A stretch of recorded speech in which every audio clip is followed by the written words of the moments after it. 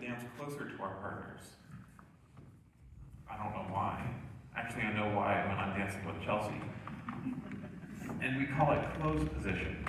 So what we do, so I'm going to take my right hand, I sometimes struggle with my right and left too, and I'm going to place it on her shoulder blade.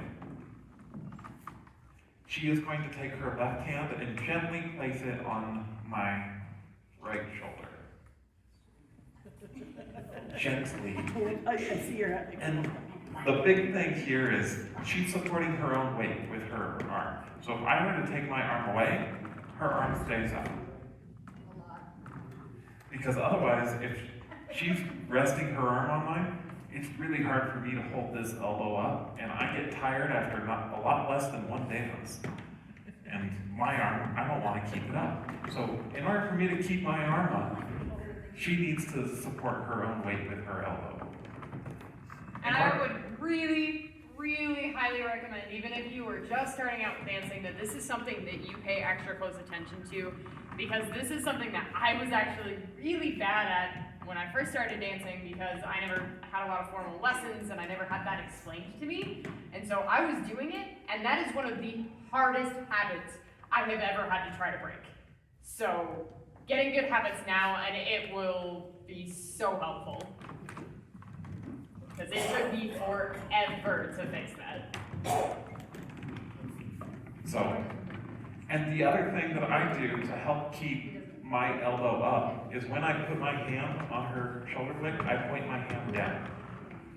The reason why, I can't, if this hand's pointed down, it forces this elbow to stay up. If I'm pointing this hand down.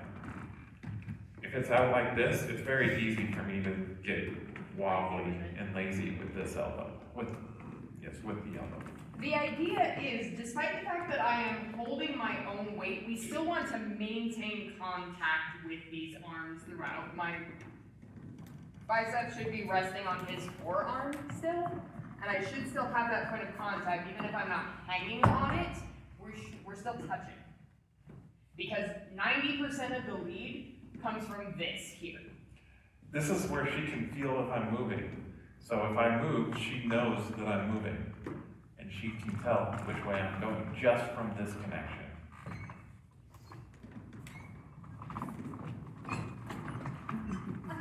He's just having fun now. So Chelsea's a very good follow.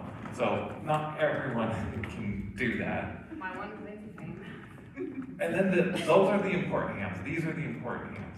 This other hand, we're just making it look nicer because this in itself doesn't look really particularly nice. So we just join these hands at approximately shoulder height. This prefers a little bit higher. Again, largely personal preference. If you have a partner who's significantly taller than you, ideally you are splitting your shoulder height. But again, it's whatever's comfortable for you and your partner at the end of the day.